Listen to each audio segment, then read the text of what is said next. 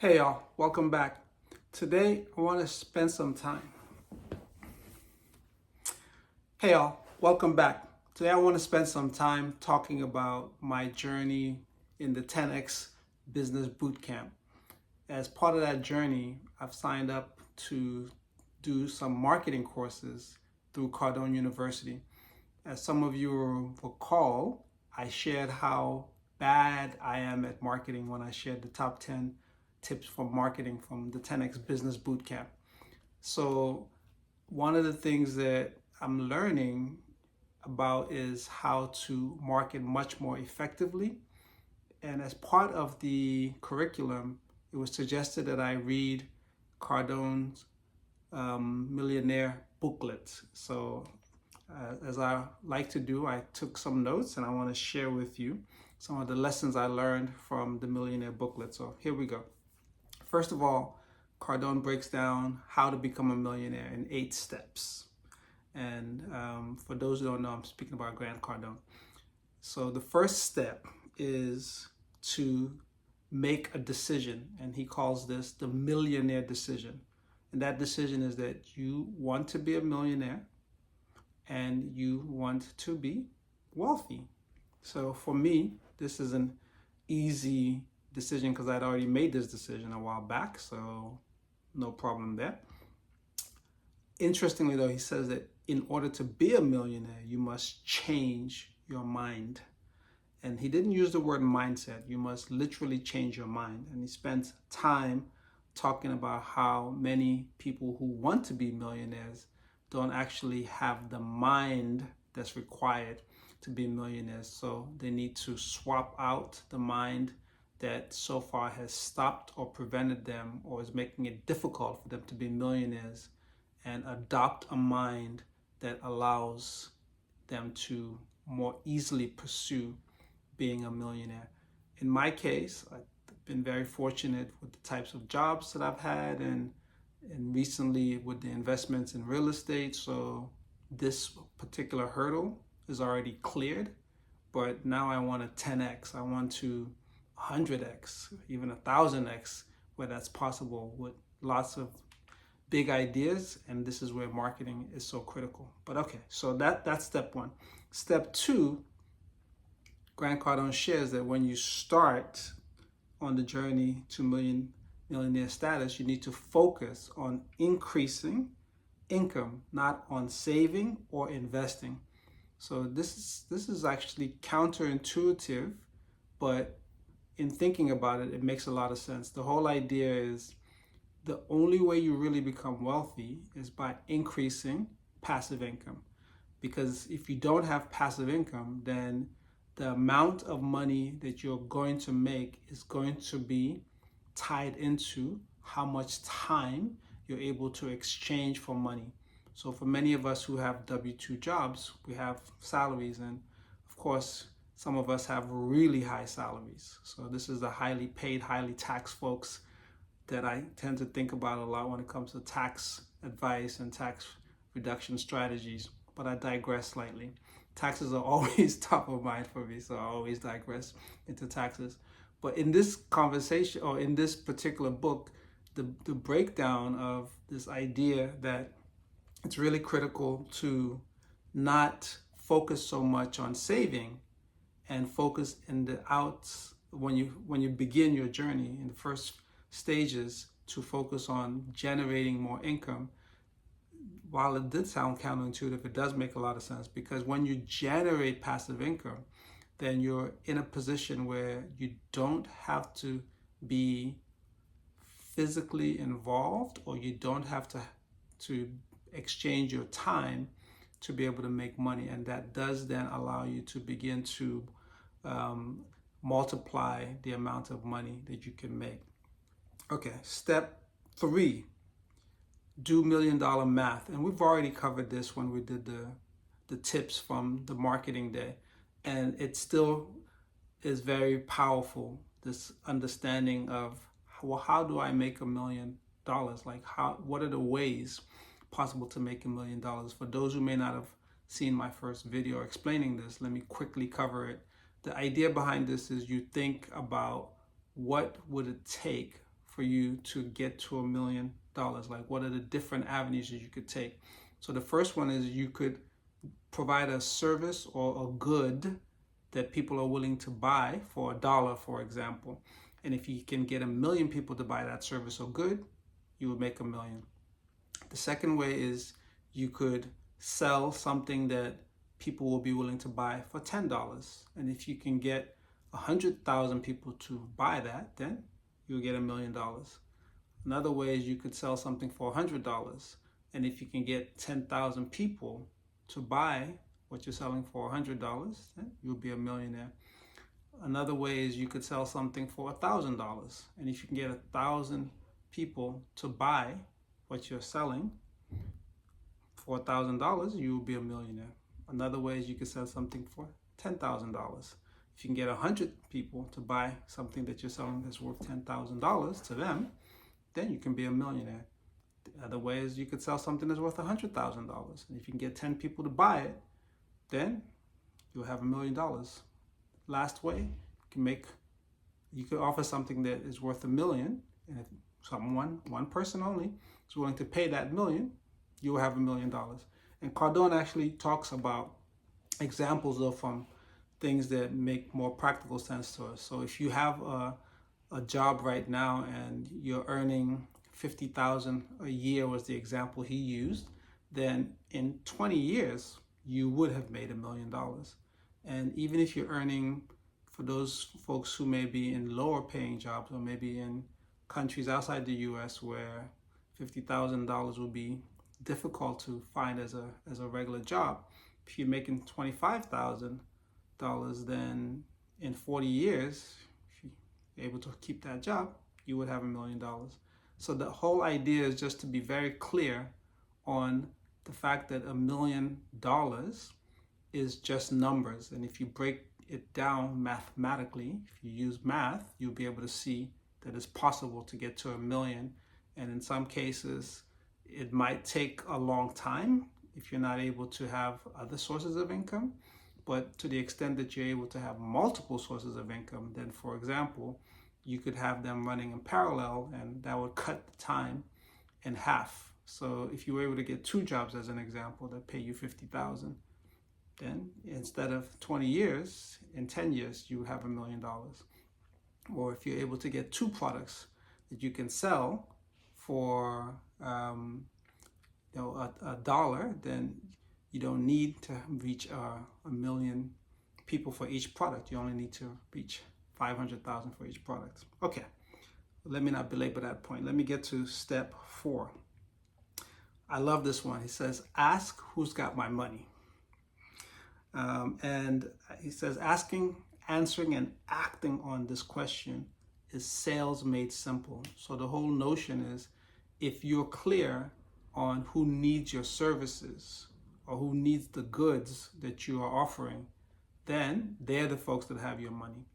And so the question becomes, how do I reach these folks so I can provide this service or good to them, and they in exchange will give me money? So who's got your money? I actually like this particular step for another reason, because oftentimes with taxes, or taxes are never too far from top of mind for me. With taxes, the government has got our money. So if we're able to reduce our taxes, that's another way that we can get to $1 million, but probably for another video. Okay, there's some additional point he made here. So he says, you will have to master sales. And mastering sales is about focus, discipline, messaging, systems, and some of the other stuff we've already covered in the top 10 sales tips video. He also says in this particular part, this particular step, if you have if you have money shortages, it's because you're spending time with people who don't have money. So it's pretty controversial, right? Many of us prefer to spend time with people that we get along with, people that we like, right? People who we're close to. And Cardone here is implying that if we do want money and we're unable to get money, or we feel that there's a shortage in the amount of money we have, it might be beneficial to review and look at the people that we're spending time with. And this touches a concept that many others talk about, such as George Ross, that your network is your net worth. So to the extent that you're spending time with people who haven't attained millionaire status, if that's what you desire, if that's what you want for yourself, then it might be difficult to be able to achieve that. Now, part of the reason why I find this controversial is because the implication is you should change your friends, or at least spend less time with your friends that don't have $1 million in this example of the Millionaire Booklet. I find this to be difficult to accept, and then again, perhaps that's why Grant Cardone is worth billions, and not yet. So, but where possible, I certainly intend to stay in touch with people who I like and people who I've grown up with, and I want to find ways so we all can grow and prosper, as opposed to leaving them behind or leaving them out. So I think yeah, that covers it for me. I find that notion a bit unsatisfying, right? It's like, why wouldn't I, if I'm able to move my status or improve my status from million to 10 million or 100 million or even a billion, why wouldn't I try to bring others who I'm close to along? That's the whole point, isn't it? At least for me, I believe that's the point. Okay. And then step 5, he says, stay broke when you start increasing income, right? So move extra income into accounts earmarked for future investments. Treat these accounts as sacred accounts. Send 100% of these extra income into investments. And so he says, staying broke forces you to keep producing more income. He says, human beings seem to perform best from necessity. The wealthy work like they're broke. This was an eye-opener. So here he talks a lot about his discipline and the way he explains how he started saving money and how he set goals for himself. And once he achieved those goals, like for example, he wanted to save an extra $1,000, and he was able to do that. And then he would put that extra $1,000 in an account, and he was disciplined. He didn't touch that money. And he kept repeating this and kept setting higher goals to the point where he had millions of dollars available, or at least over $1 million available at some stage. And once he had this money available, then he could actually go big and make an investment. But throughout the process, he kept acting like he was broke. So here I gotta confess, I'm very guilty. The way I tend to think of money and the way I tend to handle money is like, once I have money, I have this, I don't know if it's the wealth effect, but like in my mindset, like, okay, I can do a lot more now because the money's there. And what Grant Cardone is suggesting is that's not the way to do it. The way to do it is to act like you don't have that money and you can't touch that money. That takes a lot of discipline, y'all. I'm not there yet, and I'm trying to learn. So like marketing, I'm going to have to find a way to understand this better and then figure out how do I do it based on what I'm trying to do and based on my personality. Okay, so next step. One more thing before going to step 6. Love this quote. He says, ideas mean nothing without work and discipline. This much I know to be true. Always been a guy that has ideas, but until I started now being much more disciplined about taking action on those ideas, the results have not always matched what I think the idea implied or showed that the results could match. So I feel much more comfortable at this stage of my life that when I have ideas, I'm going to take action, and by taking action, I'm going to achieve a fair amount, if not maybe even surpass or achieve more than I thought was possible.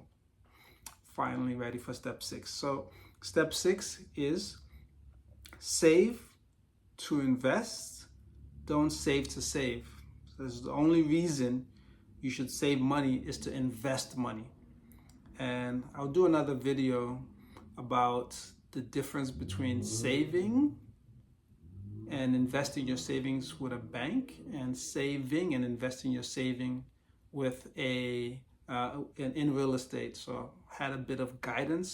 Almost feel like it was something that came through me, perhaps through higher power, because I've been so passionate about these subjects that almost like I'm a vessel now receiving wisdom that is well beyond my own wisdom. But I'll get to that in another video. But the idea here is pretty sound, right? So if you're going to save money, have the goal that you're saving that money to put it towards buying an asset that can generate passive income, because that's how you become a millionaire or a decimillionaire, meaning 10 million, or a centimillionaire, meaning having 100 million, or even a billionaire plus. Okay, step 7, create multiple flows of income. So have more than one stream of income. And unlike Robert Allen, who popularized this concept back in the 90s and early 2000s, and I remember buying multiple streams of income, Robert Allen's book, and giving it to so many friends, and that was something that really inspired me when I read it. But back to this notion of ideas and then not acting or executing, didn't really act and execute on all those brilliant ideas and multiple streams of income. So it's nice to re-encounter the concept, and this time I'm much better prepared to act and to take action and to be disciplined about taking action. So in Cardone's way of thinking about multiple streams of income, though, he has a very particular, and it sounds very logical, way of thinking about it. So what he says is you have to have the multiple streams of income have to have a symbiotic relationship. So they have to be related. So you start with where you are, and then you don't go and do something completely different, but you figure out like, well, how else could I expand what I'm doing and make money? So if you are, this is an example I'm going to make up, so hopefully it comes out well. So if you are working with teams as a team coach, so you help them in a professional setting to be effective teams, then maybe there's an opportunity for you to start also working with teams that are in the nonprofit sector. And if that goes well, then perhaps there's some opportunities for you to think about doing training, because since you've been coaching folks, then there might be some of the things that you've coached them on that you can put a training together on. And if you can put the training together, then maybe there's a chance to expand that into webinars or other product lines. So at least that's my sense of what Cardone is talking about. And then he continued to say that you should never turn your back on the flows of income that come from your streams or customers who got you to where you are. So he says nothing creates financial confidence more than multiple streams of income. That sounds good, right? So imagine the confidence that comes from knowing that you have more than one stream of income coming in, or more than one way of making money. And for many of us who are now caught up in this tech layoffs and the general layoffs that seem to be going on in the US economy, it will be very comforting and very welcome to have more than one stream of income. Okay, step number 8. He says, repeat, reinforce, and be hyper-focused. So he talks a lot here about investing in you, changing your environment to match your commitment to becoming a millionaire. And I can understand here a bit more of his view, although I don't agree with it, about having or surrounding yourself with people who are also on the journey to being a millionaire or committed to being a millionaire. Because it is possible that you may be surrounded by people who are not ready to do some of the things that are required for you to become a millionaire if that's what you desire. So completely get that. Also, this notion of changing your environment makes sense, because if your environment doesn't change and you're trying to change your results, we all would have had some experience where that often would be the stumbling block. That is what stops you from achieving. Okay, and then so those were the 8 steps, and just to go over them again in order. So step 1 is the Millionaire Decision. Step 2 is focus on increasing income and not saving or investing when you start your journey to being a millionaire. Step 3, do $1 million math. Step 4, ask who's got my money. Step 5, stay broke when you start increasing income. Step 6, save to invest, don't save to save. Step 7, create multiple flows of income. And then step 8, repeat, reinforce, and remain hyper-focused. So Cardone talked about his first $1 million investment, and he said it took him 6 to 8 years of preparing himself and studying the real estate market. But then when he found the right opportunity, then he was ready to go all in.